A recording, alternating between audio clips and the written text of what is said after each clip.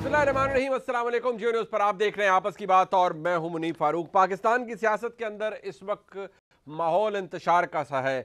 ये कहना शायद मेरे लिए भी आसान नहीं है, लेकिन जो आप देख रहे हैं वो ऐसा ही है। रोज़ बरोज़ पाकिस्तान की सियासत के अंदर बड़ी हाई पैमाने पर अगर देखा जाए तो नफ़रत को इंजेक्ट किया जा रहा है, लोगों की नेम कॉलिंग की जा रही है। ये पहली मर्तबा नहीं है, लेकिन आज इस तमाम नफरत से ना ही पाकिस्तान का कोई सियासतदान महफूज है, ना ही पाकिस्तान की अदलिया महफूज है और ना ही पाकिस्तान की एस्टैब्लिशमेंट, पाकिस्तान का सिक्योरिटी ऑपरेटर्स भी इससे महफूज नहीं है। हुआ क्या है? हुआ ये है कि जनाब इमरान खान हुकूमत में नहीं रहे, उनकी हुकूमत चली गई। लेकिन जिस हद से और जिस तरीके से ये नफरत फैलाई जा रही है मुल्क के अंदर सियासी जमातों के खिलाफ, पाकिस्तान की एस्टैब्लिशमेंट के खिलाफ, पाकिस्तान की अदलिया के खिलाफ, ये बहुत अलार्मिंग है। इसी तरह कुछ ऐसे कॉन्स्टिट्यूशनल ऑफिसेज, ऐसे आईनी ओहदे जिनका तकद्दुस, जिनकी अहमियत बहुत ज़्यादा है, लेकिन वहाँ पर मौजूद लोग, उन कुर्सियों पर विराजमान लोग शायद अपना कॉन्डक्ट ग्रेसफुल नहीं रख रहे। यही वजह है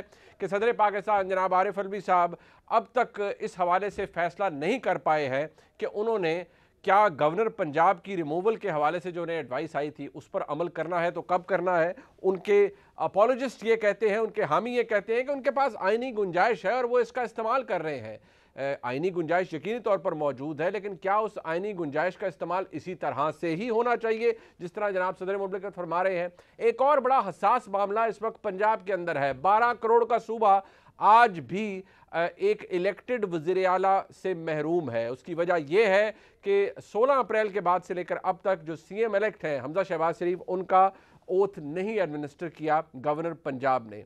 और गवर्नर पंजाब ने न जाने किस इख्तियार के तहत एक ख़त लिख दिया है to the president of Pakistan कि जनाब मैं तो देख लिया है, सारा मामला मेरे सामने है और ये तो इलेक्शन ही बड़ा गलत हुआ है, लिहाजा ये ओथ के अंदर तो ये मसाइल मौजूद हैं। मामला लाहौर हाई कोर्ट में गया, लाहौर हाई कोर्ट ने एडवाइस किया प्रेसिडेंट को और प्रेसिडेंट के हवाले से अब ये कहा जा रहा है, गुज़िश्ता रोज़ एडवोकेट जनरल पंजाब भी हमारे प्रोग्राम में थे, उन्होंने कहा कि सदर मुमलिकत किसी अदालत को तो जवाबदेह है ही नहीं। He enjoys absolute immunity. उनको ना कोई अदालत हुक्म दे सकती है और ना ही सदर ताबे हैं किसी अदालती हुक्म के। अब आज मामला दोबारा हाई कोर्ट में था, लाहौर हाई कोर्ट में। कल सुबह 10 बजे लाहौर हाई कोर्ट में ही अनाउंस होगा कि हमजा शहबाज शरीफ जो कि सीएम इलेक्ट हैं उनका ओथ होगा तो किस तरीके से होगा। ये सारी कानूनी पेचीदगियां हमारे सामने मौजूद है। एक और मामला जो कि लाहौर हाई कोर्ट में और बहुत दिलचस्प है वो ये कि मरीम नवाज शरीफ साहबा ने एक दरख्वास्त दायर की हुई है पासपोर्ट वापस लेने के लिए, क्योंकि वो उम्रे की सादत हासिल करना चाहती हैं। आज आखिरी खबर आने तक चौथा बेंच तश्कील हुआ है जो उनकी इस दरख्वास्त की समाअत करेगा। बताया यह जा रहा है कि 3 मुअज़्ज़ज़ जज साहिबान ने यह दरख्वास्त सुनने से माजरत की है।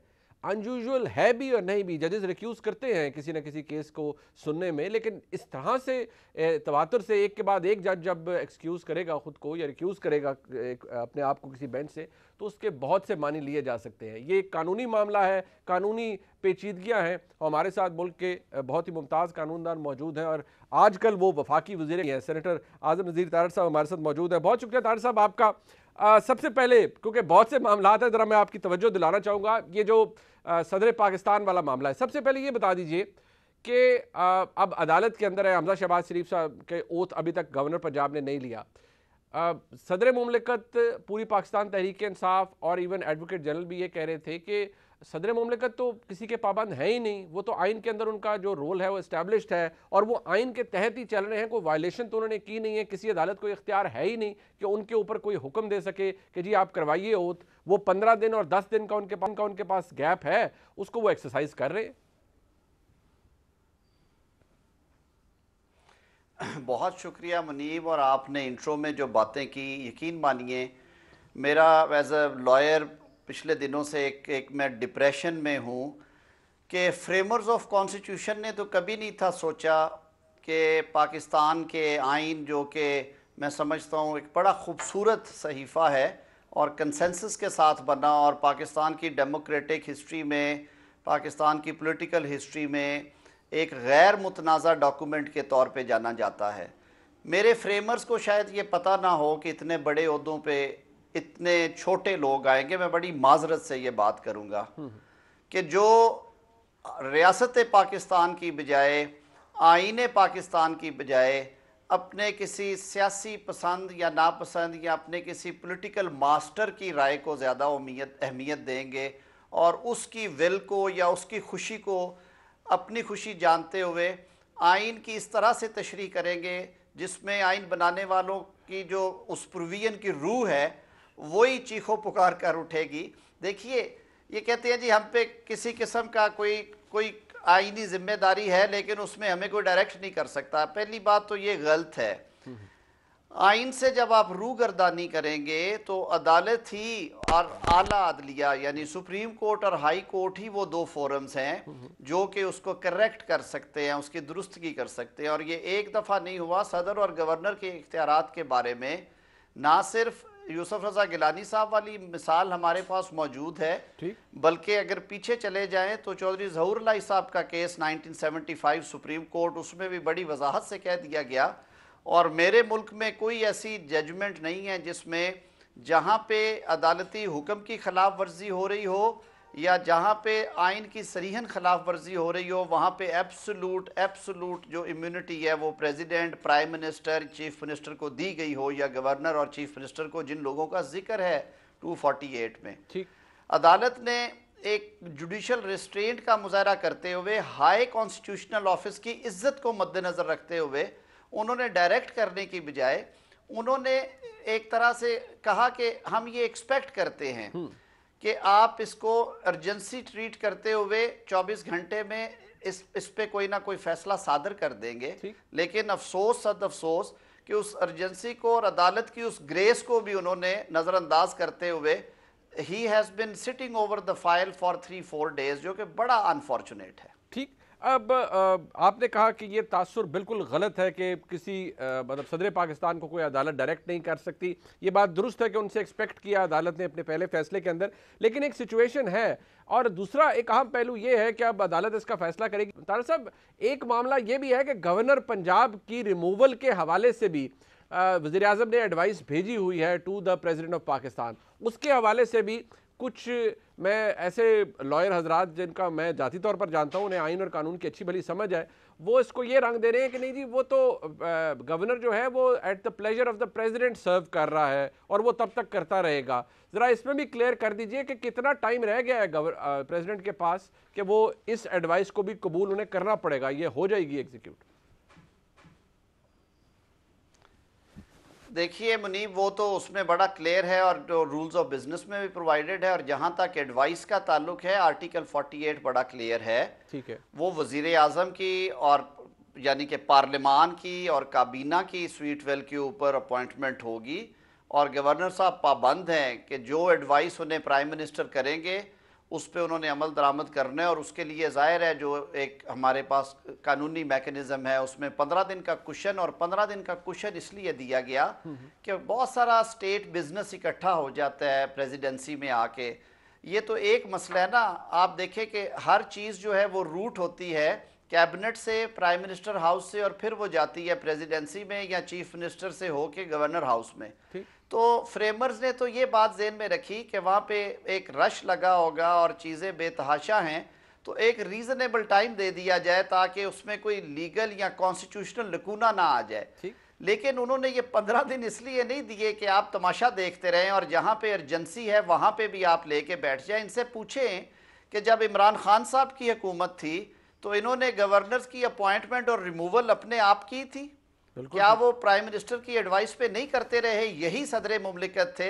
اور کیا انہوں نے کبھی بھی اس طرح کا فیصلہ کرنے میں چند گھنٹوں سے زیادہ تاخیر کی؟ اس کو بھی چھوڑ دیتے ہیں. اسمبلی کی تحلیل کے لیے 48 گھنٹے کا کوشن تھا صدر کے پاس. صدر صاحب نے تو بجلی کی اور روشنی کی رفتار سے بھی تیزی کے ساتھ اسمبلی تحلیل کر دی تھی. ادھر ایڈوائس آئی اور ادھر انہوں نے اسمبلی تحلیل کر دی, جو کہ 22 کروڑ عوام کی الیکٹڈ اسمبلی تھی. اور انہیں یہ خیال تک نہیں آیا کہ میں عوام کے ووٹ پہ ڈاکہ ڈال رہا ہوں, میں اس کو دیکھوں کہ وہ پرائم منسٹر جس کے خلاف vote of no confidence majority لوگ لے کے بیٹھے ہوئے ہیں, اس کی ایڈوائس میں اس طرح سے مانوں یا نہ مانوں, کیونکہ قانون کہتا ہے کہ ان کی ایڈوائس جو ہے وہ اس وقت تک نہیں ہوگی جب تک ووٹ آف نو کانفیڈنس موجود ہے. ٹھیک ہے سوری صاحب کی رولنگ تھی, لیکن وہ رولنگ صدر صاحب آج اگر وزیر اعلیٰ کے الیکشن کے اوپر اپنا مائنڈ اپلائی کر رہے ہیں اور کہہ رہے ہیں کہ میری نظر میں گورنر کی رپورٹ ہے، میں اسے دیکھنا چاہتا ہوں، تو کیا انہیں عمران خان کی اور قاسم سوری کے اس غیر آئینی اقدام پہ سوچنا نہیں چاہیے تھا؟ بالکل ٹھیک. وہاں پہ تو انہوں نے ٹھپا لگا دیا 2 منٹ کے اندر اندر اور کہا کہ جی یہ گئی اسمبلی. تو میرے خیال میں بطور پاکستانی میرے لیے یہ شرمناک ترین صورتحال ہے کہ میری ریاست کا سربراہ جو ہے وہ اس طرح سے امور کو چلا رہا ہے کہ وہ لگتا ہے کہ وہ کسی ایک پارٹی کا غلام ہے اور ان کا اپنا کوئی ذہن نہیں ہے، ان کی اپنی کوئی سوچ نہیں ہے. وہ آئین کی نہ صرف خلاف ورزی کر رہے ہیں بلکہ آئین شکنی کرنے میں تلے ہوئے ہیں. طارق صاحب آپ ایک سینئر ایڈوکیٹ ہیں سپریم کورٹ آف پاکستان کے. یقینی طور پر آپ کی ساری پروفیشنل ہسٹری کے اندر جو کچھ آپ نے پچھلے 1-1.5 مہینے کے اندر دیکھا ہے شاید آپ کے لیے بھی وہ نیا ہو کہ ایسا بھی کچھ ہو سکتا ہے. تو کل یہ بھی تو ہو سکتا ہے کہ اگر عدالت لاہور ہائی کورٹ باقاعدہ طور پر ڈائریکشن دے دے پریزیڈنٹ آف پاکستان کو کہ یہ کام آپ نے آئین کے مطابق کرنا تھا، آپ نے نہیں کیا، تو صدر پاکستان اس میں بھی کوئی نکالنے گنجائش کے نہیں میں تو پابند ہوں ہی نہیں کسی عدالت کا، مجھے عدالت حکم دے ہی کوئی نہیں سکتی. یہ بھی تو ہو سکتا ہے، یا آپ کو لگتا ہے کہ نہیں بہت کچھ ہو چکا، اس سے زیادہ اسٹریچ نہیں ہو سکتا؟ ایز اے لائر میں آپ سے پوچھ رہا ہوں. بطور وکیل میں مشورہ یہی دوں گا کہ اگر تو صدر مملکت نے سر پہ کفن باندھا ہوا ہے اور وہ 6 ماہ کے لیے جیل جانے کے لیے تیار ہیں اور کنٹیمپٹ آف کورٹ کی پروسیڈنگز فیس کرنے کو تیار ہیں، جو کہ پہلی دفعہ نہیں ہوگا اس ملک میں، ملک کے آئینی عہدیداروں کو کنٹیمپٹ آف کورٹ کے ذریعے گھر بھیجا گیا. ریسنٹ ترین اگزامپل جو ہے وہ وزیر اعظم پاکستان یوسف رضا گیلانی کی ہے. اس کے علاوہ بھی کیسز ہیں، تو اس میں تو کوئی دوسری رائے نہیں ہے. وہی سیم آرٹیکل ہے جس میں امیونٹی پریزیڈنٹ کو ہے، اسی آرٹیکل میں امیونٹی وزیر اعظم کو ہے، اسی میں امیونٹی وزیر اعلیٰ اور گورنر کو ہے. تو یہ چیز انہوں نے خود اسیس کرنی ہے کہ آیا وہ عدالت کے ظرف کو ٹیسٹ کر رہے ہیں، اس کے صبر کو ٹیسٹ کر رہے ہیں، یا وہ آئین اور قانون کے عین مطابق چلنا چاہتے ہیں اور عدالتی حکم کی تعمیل کرنا چاہتے ہیں. ایک اور معاملہ جو کہ لاہور ہائی کورٹ میں آ رہا ہے، ظاہری بات ہے عدالتی معاملہ ہے. طارق صاحب آپ کی وسیع پریکٹس ہے لاہور ہائی کورٹ کے اندر، آپ کے شاگردوں میں سے ہم آپ کو دیکھتے بھی رہے ہیں، سنتے بھی رہے ہیں. یہ جو ایک سلسلہ ہے یہ ان کامن نہیں ہے، ان یوزول بھی نہیں ہے کہ معزز جج صاحبان ریکیوز کر لیتے ہیں خود کو کسی کیس کے سننے سے، لیکن تواتر کے ساتھ 3 جج صاحبان، 4تھا بینچ تشکیل ہو جائے اور درخواست مریم نواز شریف صاحبہ نے اپنا پاسپورٹ واپس مانگنے کی درخواست کی ہے کہ وہ عمرے کی سعادت حاصل کرنا چاہتی ہیں. یہ آپ کو does it strike you as some thing in usual?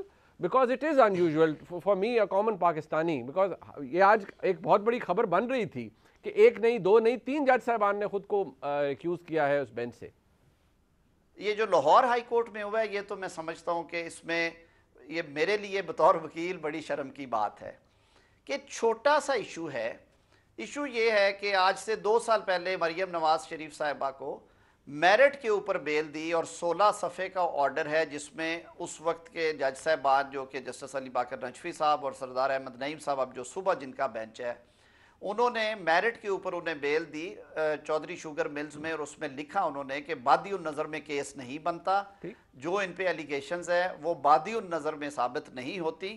آخر پہ انہوں نے کہا کہ کیونکہ یہ نیب کی انگزائٹی ہے کہ یہ کئی مس یوز نہ کریں بیل کو یا یہ ہمیں بعد میں دستیاب نہ ہو، تو in order to show her bona fide we direct that she should submit her passport with Deputy Registrar Judicial. اب سینکڑوں مقدمات میں یا ECL میں نام ڈلوا دیا جاتا ہے یا پاسپورٹ رکھوا دیا جاتا ہے، لیکن یہ روٹین کی پریکٹس ہے کہ آپ کو ٹائم ٹو ٹائم پرمیشن مل جاتی ہے، آپ درخواست دیتے ہیں، ایک مکینیکل سا پروسیجر ہوتا ہے، کورٹ اس پہ نوٹس جاری کرتی ہے، پروسیکیوشن سے پوچھتی ہے، وہ عموماً مخالفت کرتے ہیں، کئی دفعہ وہ نہیں کرتے، اور وہ دے دی جاتی ہے ریلیف.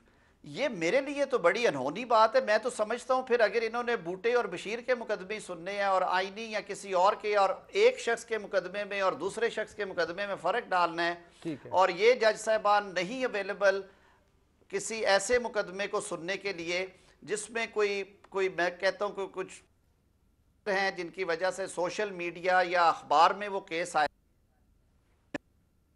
بہت تکلیف دہ صورتحال ہے. ججز کو ان چیزوں چاہیے. طارق صاحب بینگ لا منسٹر، ظاہری بات ہے بہت ساری چیزیں بڑے چیلنجز ہیں آپ کے سامنے، you are new to the office. Sir یہ بھی کوئی کنسیڈریشن ہو رہی ہے کہ نیچ کی تعیناتی کے حوالے سے کیا مشاورت ہے کیا ہو رہا ہے اس حوالے سے کوئی کام ہو رہا ہے؟ کوئی آپ کے ذہن میں کوئی نام ہے، کوئی اس پہ کام شروع ہوا ہے؟ جی بالکل، اس میں کیونکہ یہ کولیشن گورنمنٹ ہے اور ظاہر ہے یہ ساری مشاورت جو ہے وہ اتحادی جماعتوں سے مل کے کی جائے گی، اور آپ کو اندازہ ہے کہ ماضی میں کس طرح سے اس آفس کو مس یوز کیا گیا، تو یہ سب کا کنسرن ہے، اور یہ میرے خیال میں یہ پولیٹیکل سٹیٹمنٹ نہیں ہے، یہ تمام جو اتحادی جماعتیں جو کہ اس وقت متحدہ اپوزیشن تھی، یہ ان کا مطالبہ تھا کہ اس کلیدی عہدے پہ تعیناتی جو ہے وہ کسی بہت ہی غیر متنازع شخص کی ہونی چاہیے۔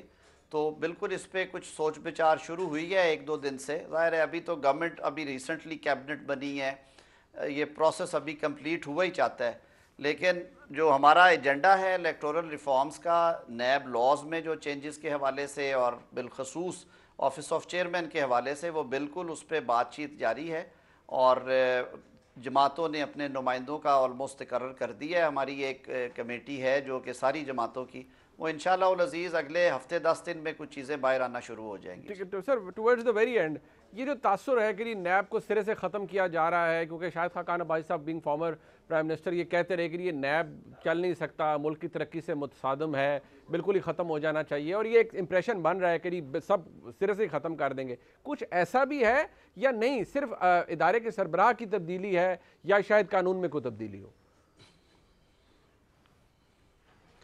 منیب دیکھیں، یہ صرف کسی ایک شخص کی رائے نہیں ہے، شاہد خاقان صاحب کی، میری بھی شاید اسی طرح کی رائے ہو، اور یہ رائے بیسڈ ہے فیکٹس کے اوپر اور اعلیٰ عدلیہ کے فیصلوں پہ، سو مچ سو کہ اس ملک کے چیف جسٹس صاحب نے فل کورٹ ریفرنس میں یہ بات کہہ دی کہ انفارچونیٹلی پولیٹیکل انجینئرنگ کے لیے استعمال ہو رہا ہے جو نیب کا ادارہ ہے، اور عدالت کو بڑے دھیان سے ایک چیک اینڈ بیلنس کا نظام رکھنا ہوگا۔ تو سٹرکچرل ریفارمز ہوں گی، اگر سرے سے ختم نہیں بھی کیا جا سکتا تو کم از کم اس طرح کے چیکس اینڈ بیلنسز ڈالنے کی کوشش ہے۔ میری خود یہ تجویز تھی کہ چیئرمین کے آفس کو ہم نے وہ اختیارات کا گھنٹہ گھر بنا رکھا ہے، اور جب آپ ہمارے جیسے معاشروں میں کسی شخص کو کلی اختیارات دے دیں گے تو وہ طبیعت آمرانہ ہو جاتی ہے۔ بہت بہت شکریہ سینیٹر اعظم صاحب ہمارے ساتھ موجود تھے، وفاقی وزیر قانون۔ پروگرام میں ایک بریک شامل کرتے ہیں، واپس آئیں گے۔ خواجہ آصف صاحب ہمارے ساتھ موجود ہوں گے، ڈیفنس منسٹر ہیں پاکستان کے، اور ان سے بھی اس حوالے سے ایک ضروری بات کریں گے۔ جو ماحول بن گیا ہے، جس طرح میں نے کہا کہ ملک کا کوئی ادارہ اس وقت محفوظ نہیں ہے جس کے خلاف زہر نہ اگلا جا رہا ہو۔ اب اسے ٹریگر کس نے کیا ہے، اس کی سرپرستی کون کر رہا ہے، لیکن نقصان ملکی اداروں کا ہو رہا ہے۔ جو یہ لوگ یہ کر رہے ہیں ان کے کیا مقاصد ہو سکتے ہیں؟ ایک بریک کے بعد سے بات کرتے ہیں، ہمارے ساتھ رہیے۔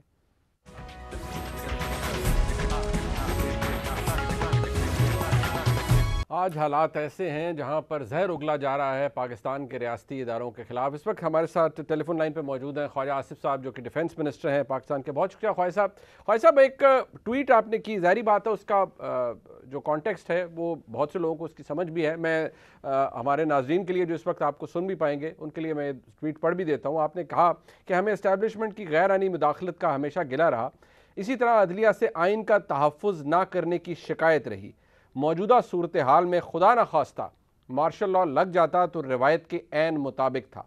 آج اسٹیبلشمنٹ اور عدلیہ اپنا آئینی کردار ادا کر رہے ہیں تو عمران خان اور ہواری گالیوں پر کیوں اتر آئے ہیں؟ خواجہ صاحب، کنسرن یہی ہے کہ آج جتنی نفرت پھیلائی جا رہی ہے اس حوالے سے being a citizen of Pakistan, now being the defense minister of Pakistan, کتنا بڑا کنسرن ہے یہ آپ کے لیے؟ شکریہ منیب۔ میرا اپنا خیال ہے کہ پاکستان کو اس وقت سب سے بڑی تھریٹ جو ہے نا وہ ہماری سوسائٹی کی پولرائزیشن ہے۔ اختلاف ہونا، رائے کا اختلاف ہونا، نظریے کا اختلاف ہونا ایک بڑی ریگولر بات ہے، اور کسی بھی سویلائز سوسائٹی میں برداشت بھی کی جاتی ہے اور کھل کے ایکسپریس بھی کی جاتی ہے۔ لیکن جب اس کے ساتھ تشدد شامل ہو جائے، یعنی جس طرح سوئسائڈ بامبر جو ہیں وہ بھی ایک ایکسپریشن کا طریقہ ہے، اسی طرح لوگوں کو گالیاں دینا، لوگوں کے خلاف گندی زبان استعمال کرنا، اور خواتین استعمال کر رہی ہیں گندی زبان، اور ایسی اتنی وہ ایکسپریسو ہیں کہ مرد بھی نہیں اتنا ایکسپریسو ہو سکتا جتنی عہدے دار جو ہے پی ٹی آئی کی فارن کنٹریز میں جو خواتین ہیں جتنی وہ ایکسپریسو ہیں۔ اور اس میں نام لے کے ہمارے اداروں کے جو ہیں آئینی ادارے جو ہیں ہمارے دفاعی ادارے جو ہیں ان کے نام لے کے ننگی زبان جو ہے خواتین استعمال کر رہی ہیں. تو یہ کس قسم کی سیاست ہے؟ میں نے تو بڑی پولرائزیشن دیکھی ہے ان لاسٹ 70 ایئرز, لیکن کبھی اس حد تک جو ہے ہم نہیں گئے تھے کہ جہاں سے خون خرابہ اور ایک دوسرے پہ حملے, ذاتی حملے, فیملیز پہ حملے. اور یہ میں it's not a good sign. یہ پالیٹکس میں یہ جو ہے ایک ایسا وہ ہے, ایک ایسی نشاندہی کر رہی ہے ایک ایسی طرف ہمارے حالات جو ہیں جو سوائے تباہی کے اور کچھ نہیں دیں گے کہ اتنی پولرائزیشن جب کسی سوسائٹی میں ہو جائے. ٹھیک, اور یہ جو اس وقت کہنا نہیں چاہیے, لیکن اب جس طرح سے عمران خان صاحب کسی ادارے کو اب الیکشن کمیشن کے وہ خلاف بول رہے ہیں اور کہہ رہے ہیں فلانے کا ایجنٹ ہے, نون لیگ کا ایجنٹ ہے, اسی طرح وہ خود کو ڈسٹنس بھی کر رہے ہیں کہ نہیں ہم فوج سے کے اوپر کوئی تنقید نہ کرے, کوئی بات نہ کرے, لیکن پھر بھی ایک بیانیہ بدقسمتی سے خواجہ صاحب بن گیا ہے. اور یہ نہ اس سے عدلیہ محفوظ ہے, نہ پاکستان کی اسٹیبلشمنٹ محفوظ ہے. آپ بینگ دا ڈیفنس منسٹر, اس کا سدباب آپ کے ذہن میں کیا خاکہ ہے, کیسے ممکن ہے؟ میری میں آپ کو پہلے اس کے بعد میں اس کا سدباب بھی آپ کو بتاتا ہوں کہ اس کا ریمیڈی کیا ہے, کیا اس کی کیا دوائی کیا ہے اس کے لیے, اس کو ہیل کرنے کے لیے. صورتحال یہ ہے کہ 2018 کے الیکشن کے اوپر ہمیں اعتراض تھا, تو اس وقت everything was fine. Imran Khan Sahab کے لیے بالکل ٹھیک تھا, سارے ادارے ٹھیک تھے, اس میں الیکشن کمیشن بھی, اس میں فوج بھی, اس میں عدلیہ بھی, سارے ادارے ٹھیک تھے. یعنی ادارے ان کے ساتھ کھڑے ہوں تو ادارے جو ہے نا وہ عین آئین کے مطابق ہوتے ہیں, لیکن اگر ان کے مطابق جو ہے وہ اپنا اوپینین نہ رکھیں یا فیصلے نہ کریں یا ریئیکٹ نہ کریں ان کی مرضی کے مطابق, تو وہ پھر اداروں کو جو ہے وہ گالیاں, ننگی گالیاں جو ہیں وہ دی جاتی ہیں.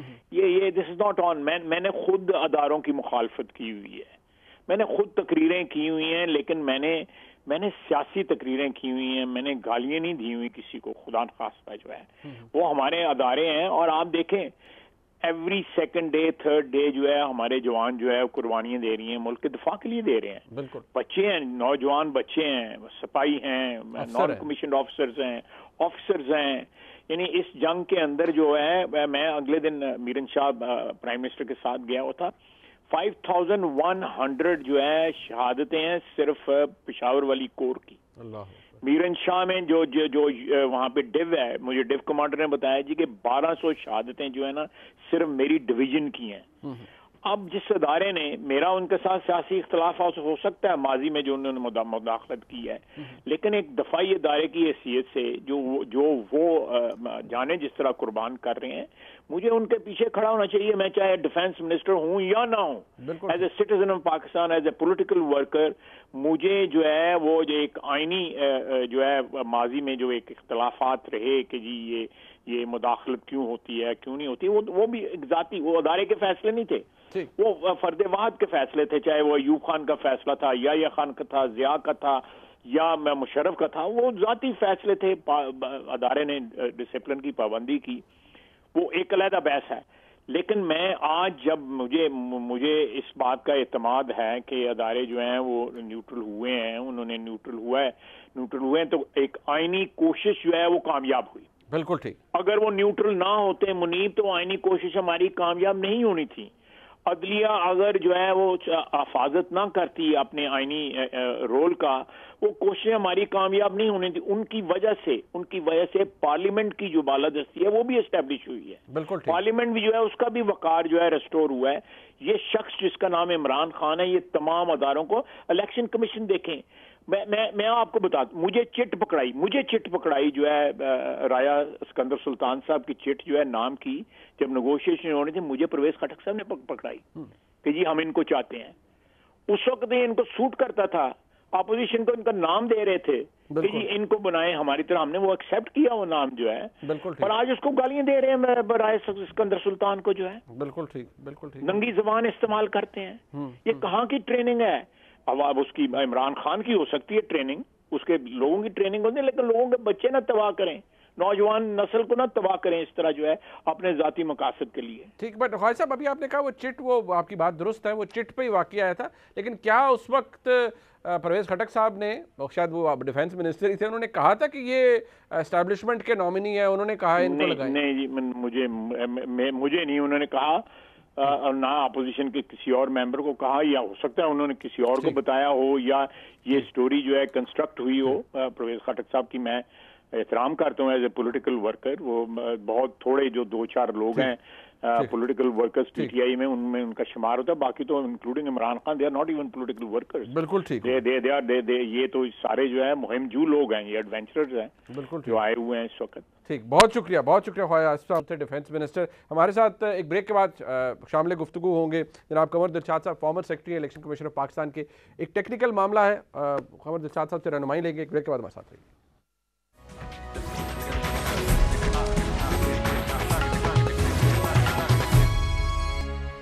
एक दफ़ा फिर आपको खुशामदीद कहते हैं। इमरान खान साहब सरापा एहतजाज हैं चीफ इलेक्शन कमिश्नर के खिलाफ। एक और टेक्निकल मामला मौजूद है इस वक्त इलेक्शन कमीशन के पास, वो मुनहरिफ अरकान जिन्होंने हमजा शहबाज साहब के लिए वोट किया पंजाब असम्बली में सीएम के इलेक्शन में, उनके खिलाफ रेफरेंस यानी डिक्लेरेशन भेज दी गई है स्पीकर की तरफ से to the election commission of Pakistan. 6 मई के लिए नोटिस जारी किया है इलेक्शन कमीशन ऑफ पाकिस्तान ने, लेकिन तहरीक इंसाफ ये समझती है कि फौरी तौर पर डिक्लेरेशन आना चाहिए।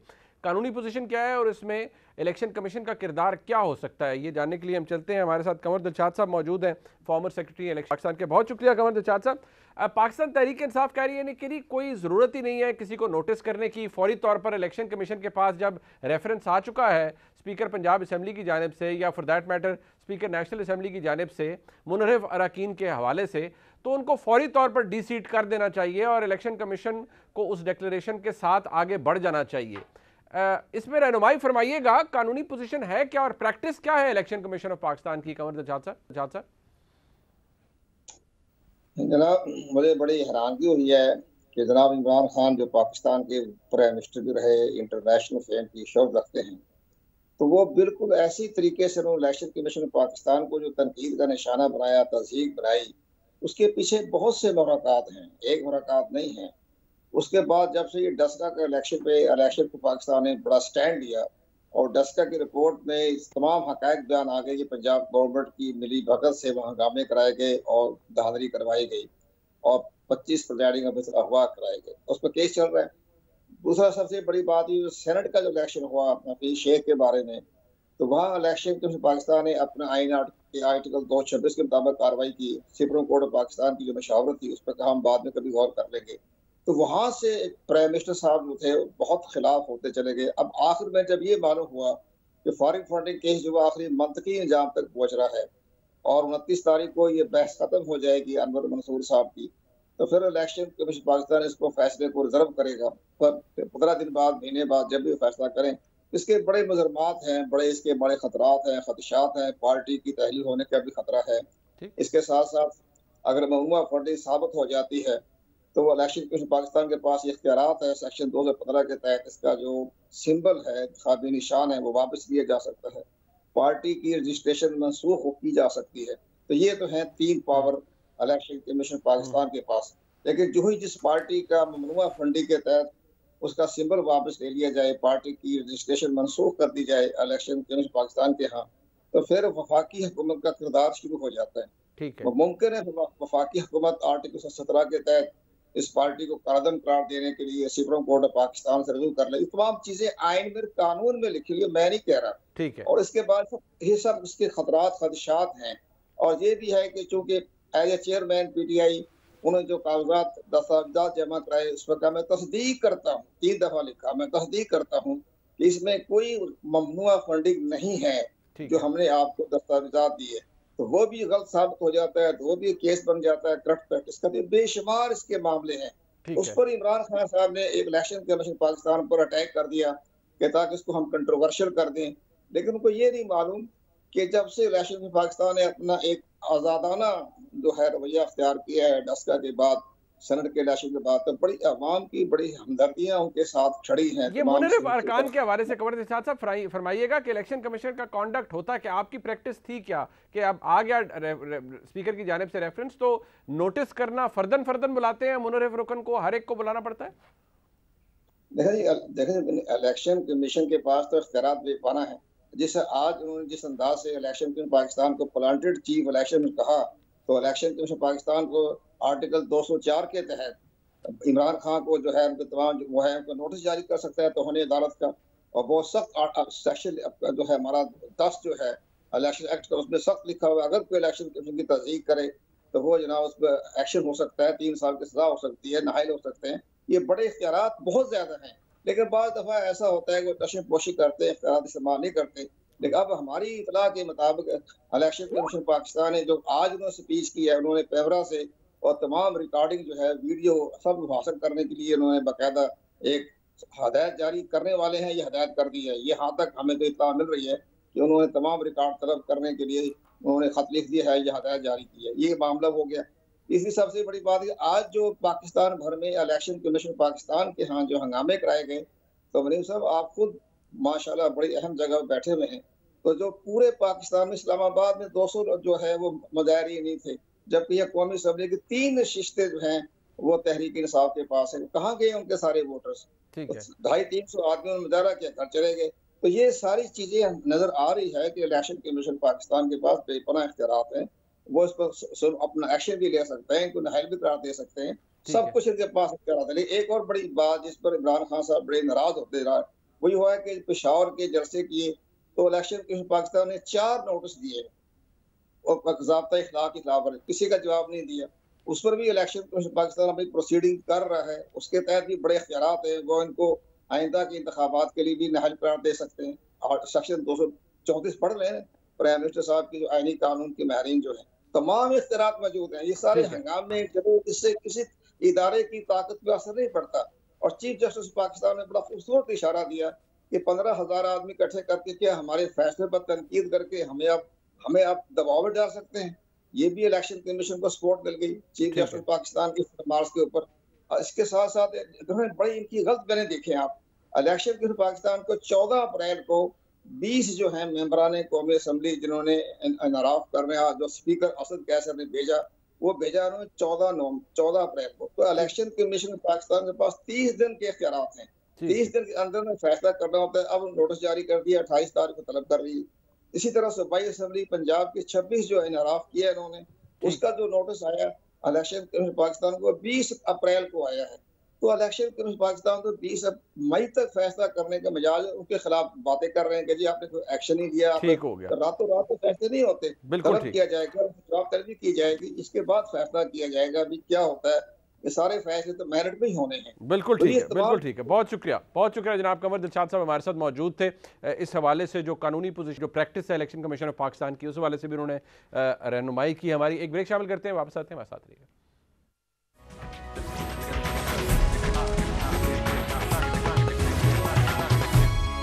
پروگرام کے سیگمنٹ میں ہمارے ساتھ موجود ہیں جناب مجیب الرحمان شامی صاحب، ملک کے ممتاز صحافی ہیں، کسی تعارف کے محتاج نہیں، ہمارے استادوں میں سے ہیں. شامی صاحب بہت شکریہ. شامی صاحب آپ کے نزدیک جو عمران خان صاحب کی تحریک اب ایک نئے سرے سے ایک نئے انداز میں چلانا چاہ رہے ہیں وہ، تو کیا آپ وہ ریپیٹیشن ایکشن ریپلے دیکھ رہے ہیں 2014 کا کہ وہ دوبارہ ہوگا عید کے بعد، یا اس دفعہ نوعیت اور طرز کچھ اور ہوگی اور زمینی حقائق بھی شاید مختلف ہیں؟ دیکھیے 2014 میں تو وہ کچھ حاصل نہیں کر پائے تھے، ان کو 4 سال انتظار کرنا پڑا تھا. ٹھیک. اور اب بھی اگر وہ اپنے آپ کو نہیں سنبھالیں گے اور سسٹم کے اندر رہ کر کام کرنے کی عادت نہیں اپنائیں گے اور اپنی طاقت کو مجتمع نہیں کریں گے تو ان کے لیے مشکلات پیدا ہوں گی. اور ابھی یہ جو جلسے آپ کو نظر آ رہے ہیں اور مظاہرے نظر آ رہے ہیں، ان کو الیکٹورل وکٹری میں تبدیل کرنا ایک بہت بڑا امتحان بھی ہوگا، ایک بہت بڑا چیلنج بھی ہوگا، اور یہ آسان کام نہیں ہوگا. تو عمران خان صاحب کو اپنے آپ کو بڑی اسٹریٹجائز کرنے کی ضرورت ہے. وہ اپنی حکمت عملی تیار کریں اور ادھر ادھر تلوار جو ہے لہرانے سے کام بنے گا نہیں، بگڑتا چلا جائے گا. مجھے یہ خدشہ ہے. شامی صاحب، عمران خان صاحب الیکشن کمیشن پر تنقید کر رہے ہیں، انہوں نے بہت بیشک مؤدبانہ انداز میں لیکن عدلیہ پر بھی تنقید کر دی. گو کہ انہوں نے یہ ضرور کہا کہ اسٹیبلشمنٹ کے حوالے سے، فوج کے حوالے سے بات نہ کی جائے، لیکن آپ نے دیکھ ہی لیا فواد چودھری صاحب نے کہا ہماری حکومت اس لیے گئی ہمارے تعلقات فوج سے اچھے نہ رہے، اور ساتھ ہی عمران خان صاحب نے لاہور کے جلسے میں آخر میں کہہ دیا کہ غلطی ہو گئی ہے اب اسے سدھار دیجیے، سدھاریں اور الیکشن کروا دیں. تو جب اس طرح کا تاثر وہ اور امپریشن وہ کریٹ کر رہے ہیں تو زمینی حقائق تو آپ مجھ سے بہت بہتر سمجھتے ہیں مختلف ہیں. عمران خان صاحب کو اس کا فائدہ ہوگا، وہ اپنے جو مطالبہ، ان کا واحد مطالبہ الیکشن کا، وہ کروا پائیں گے، دباؤ ڈال پائیں گے، کیونکہ وہ فیروشیس کمپینر تو ہیں. دیکھیں منیب صاحب، الیکشن تو ہونا ہے. اگر آپ حالات اتنے خراب کر دیں اور جذبات کو اتنے بھڑکا دیں کہ پھر الیکشن کو کوئی نتیجہ جو ہے وہ بھی آپ کو متنازع بنا دیں یا آپ اس نتیجے کو متنازع بتا دیں، تو پھر کیا حاصل ہوگا؟ تو مجھے ذاتی طور پر کوئی خوشی نہیں ہے عمران خان صاحب کی حکومت کے خاتمے سے. کاش وہ اپنی مدت پوری کر لیتے اور ایک فطری طریقے سے رخصت ہوتے. لیکن جو کچھ ہوا ہے، انہوں نے جس طرح اپنے اتحادیوں کو اور اپنے حلیفوں کو اور اپنے سرپرستوں کو ناراض کیا ہے، پھر اس کا نتیجہ جو ہے وہ سامنے آ گیا ہے. تو اب بھی میں سمجھتا ہوں کہ ووٹ حاصل کرنا، دیکھیے 32% ووٹ تو انہوں نے گزشتہ انتخابات میں حاصل کیے تھے، اور ان 32% نے کوئی نتیجہ برآمد نہیں کیا تھا. ان کو ایک پوزیشن بنانی پڑی تھی، اور ان کے مخالف جو ہیں، جو آج وفاقی حکومت بنائے ہوئے ہیں، وہ 68% ووٹ جو ہیں انہوں نے حاصل کیے تھے کم و بیش. تو یہ بات سمجھنی چاہیے کہ وہ ایک بڑی طاقت ہیں، لیکن اس کا مطلب یہ نہیں ہے کہ کوئی دوسری طاقت موجود نہیں ہے. تو یہ پارلیمانی سیاست جو ہے، جو ہمارا دستوری ڈھانچہ ہے، یہ تقاضا کرتا ہے کہ ایک دوسرے کو تسلیم کیا جائے، ایک دوسرے کے ساتھ زندہ رہنے کا فن سیکھا جائے یا گر سیکھا جائے، اور اسی طریقے سے ہم آگے بڑھ سکتے ہیں. وگرنہ لڑنے بھڑنے سے تو کچھ حاصل نہیں ہوگا. خان صاحب کم و بیش 4 سال تک یا پونے 4 سال تک اپوزیشن کی اپوزیشن بنے رہے، اور وہ اپنی ایک مہم جوئی کی کیفیت ان پہ طاری رہی، لیکن بالآخر کیا نتیجہ نکلا؟ تو انہیں اپنی غلطیوں کا احساس کرنا چاہیے، جائزہ لینا چاہیے، اپنی صفحے اثر نو ترتیب دینی چاہیے، اور پھر اپنا راستہ کشادہ کرنا چاہیے. شامی صاحب، عمران خان صاحب نے پاپولر سپورٹ تو حاصل کی ہے، جلسوں میں لوگ آ رہے ہیں، ان کا بیانیہ بک رہا ہے، وہ جسے کہتے ہیں انگریزی میں ٹیپنگ دا رائٹ ایموشنز. وہ لوگ ان کے ساتھ یہ سمجھتے ہیں کہ یہ امریکی سازش کے تحت ہی اور لوکل کنٹریبیوٹرز کی وجہ سے عمران خان صاحب گئے. سرپرستی کا ایلیمنٹ بہت اہم ہے ہمارے ملک کی سیاست میں. تو کیا آپ کو لگتا ہے کہ بہت دور جا چکے عمران خان صاحب، یا سرپرستی دوبارہ بھی میسر ہو سکتی ہے انہیں؟ یہاں تو منیب صاحب، چہرے بدلنے سے ہر چیز تبدیل ہو جاتی ہے. تو آج کی جو حقیقت ہے، کل وہ کیا روپ دھارے گی یہ ہم کچھ نہیں کہہ سکتے. ہمارے دیکھتے ہی دیکھتے کتنے صفحے پھٹے ہیں، کتنی حقیقتیں تبدیل ہوئی ہیں، کتنی پسند اور ناپسند جو ہے اس میں تبدیلی آئی ہے. تو کل کچھ بھی ہو سکتا ہے. لیکن بنیادی بات یہ ہے کہ خان صاحب کو اس بیانیے سے گریز کرنا چاہیے جو ریاست کو اور ریاستی اداروں کو خوف زدہ کر دے، جو ریاست کو کسی دلدل میں پھنسا دے. اب وہ خارجی تعلقات کے حوالے سے جو مہم جوئی کر رہے ہیں، اس کی متحمل نہیں ہو سکتی پاکستانی ریاست. اس کے بڑے الجھاؤ پیدا ہوتے چلے جائیں گے. تو خان صاحب کو اپنی طاقت کو سنبھالنا ہے. اور دیکھیں، اس بات سے تو کوئی انکار نہیں کر سکتا، ان کی ایک بڑی اپیل ہے، ان کی ایک بڑی طاقت ہے، اور بڑی تعداد میں لوگ ان کے ساتھ ہیں، اور نوجوان بڑی تعداد میں ان کے ساتھ ہیں. لیکن اس سے بھی آپ انکار نہیں کر سکتے کہ ان کے مخالف بھی اپنا ایک وجود رکھتے ہیں. تو یہ نہیں کہہ سکتے کہ وہ ویٹو ان کے پاس ہے. ان کے پاس ویٹو نہیں ہے. اگر ویٹو ہوتا تو آج یہ صورتحال پیدا نہ ہوتی. تو ان کے مخالف جو ہیں ان کو بھی سمجھنا چاہیے ویٹو ان کے پاس بھی نہیں ہے. تو یہ تو دیکھیے، دونوں کو، مخالفین کو بھی اور خان صاحب کو بھی، ایک دوسرے کے ساتھ گزارا کرنا ہوگا. پاکستان افغانستان نہیں ہے، پاکستان لیبیا نہیں ہے، یہ شام نہیں ہے، یہ عراق نہیں ہے. یہ ایک سٹرکچرڈ سوسائٹی ہے، کانسٹیٹیوشنل سٹیٹ ہے. اس میں ادارے ہیں، اس کا دستور ہے، ہمارا ایک سسٹم ہے، اور ہم انہی کی وجہ سے हम सारे हंगामों के बावजूद जिंदा सलामत जो हैं रहने में कामयाब हुए हैं। और ये अदारे जो हैं ये पाकिस्तान की बका की जमानत है, हमें इसका इदराक करना होगा। इनसे लड़ना, इनको कमजोर करना किसी को आबे हयात नहीं पीने देगा। बिल्कुल ठीक, बहुत शुक्रिया जनाब मुजीब साहब हमारे साथ मौजूद थे, उनका तज्जिया आपने सुना। प्रोग्राम आपने देखा नहीं, फीडबैक दीजिएगा, देखने का शुक्रिया। खुदा हाफिज़।